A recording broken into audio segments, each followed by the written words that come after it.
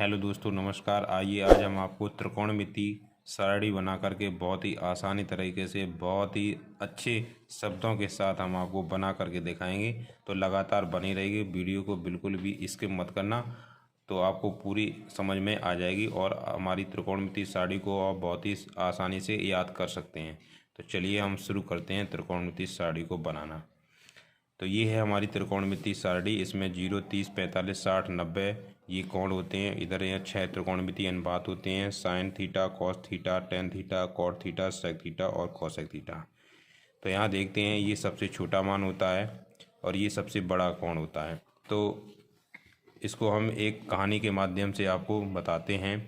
एक शेर रहता था और वो जंगल का राजा है।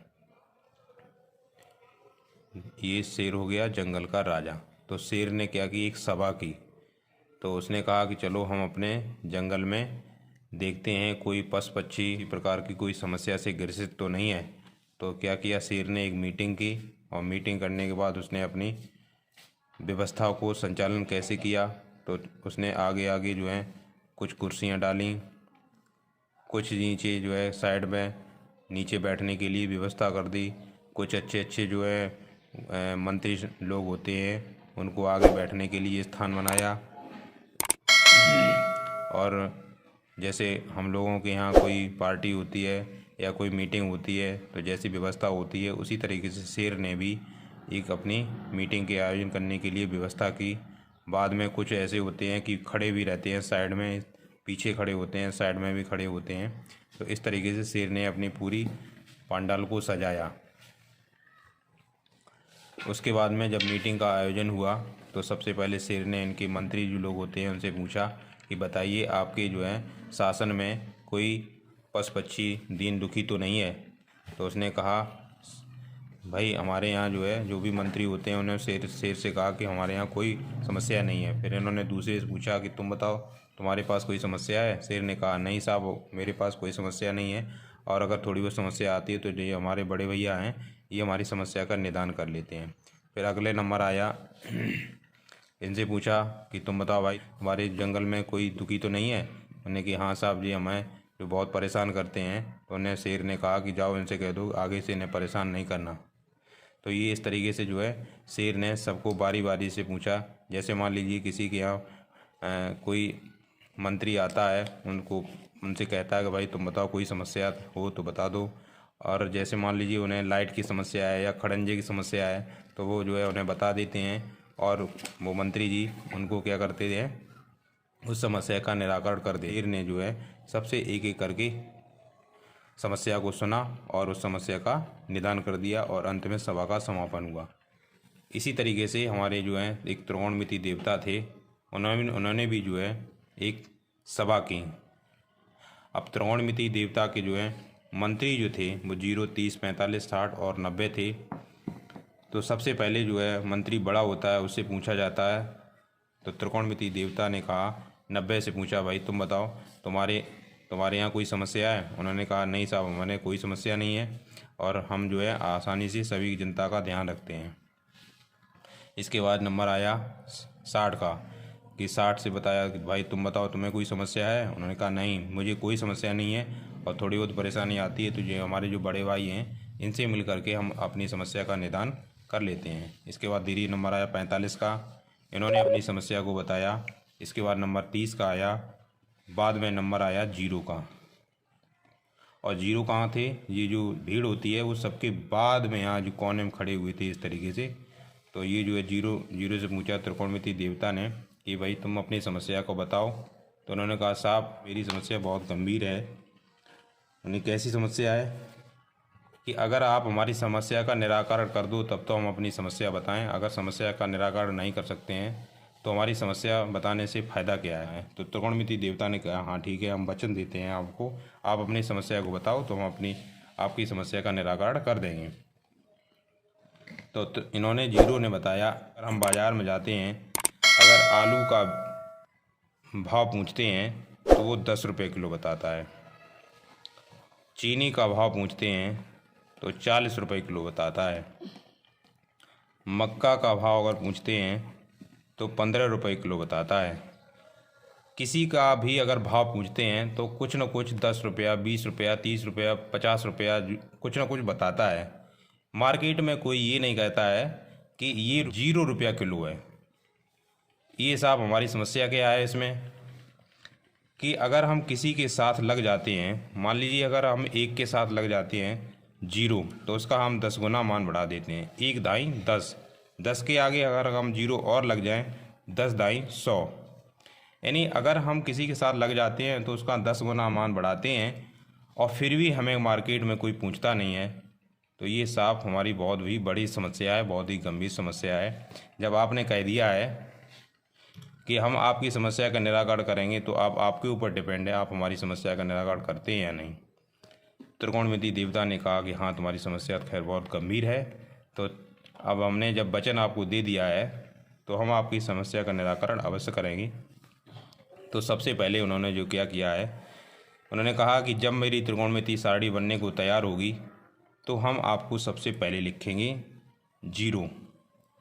तो सबसे पहले 0 आया, फिर 1, फिर 2, फिर 3, फिर 4। त्रिकोणमिति देवता ने सबसे पहले 0 रखा, अपनी सारणी में 0 रखा। और यहाँ पर जब 4 नंबर हैं, चारों को जब भाग करोगे यहाँ पर 4 से, और इस सब पर क्या लगा दो, वर्गमूल। 0 में जब 4 का भाग लगाएंगे तो 0 आएगा। 1 का वर्गमूल 1 होता है, 4 का वर्गमूल 2 होता है, और ये इसे काट देंगे, 2 एकन 2 दूनी 4। 1 का वर्गमूल 1 और 2 का वर्गमूल निकलेगा नहीं, तो इसे √2। यहाँ पर √3 का 3 का वर्गमूल होगा था √3, और 4 का वर्गमूल 2, 4 से 4 कट जाएगा तो ये 1 हो जाएगा। यानी सबसे पहले मान साइन 0 का मान 0 होता है, साइन 30 का मान 1/2, साइन 45 का मान 1/√2, साइन 60 का मान √3/2, और साइन 90 का मान 1 होता है। तो त्रिकोणमिति देवता ने अपना जो है वचन पूरा किया। सबसे पहले 0 आए, फिर 1/2 आए, फिर 1/√2 आए, फिर √3/2 आए, और इसके बाद 1 आए। तो इन्होंने देखा ये जो सबसे बड़े थे, जिसकी कहीं पूछ ना होती हो और उसको सबसे पहले पूछा जाने लगा, तो जो बड़े वाले जो मंत्री होते हैं इनको बहुत परेशानी होती है। इन्होंने कहा ये जो 0 सबसे आगे लग गया है, तो इसको जो है पीछा करने के लिए इन सब लोगों ने क्या की, सलाह की।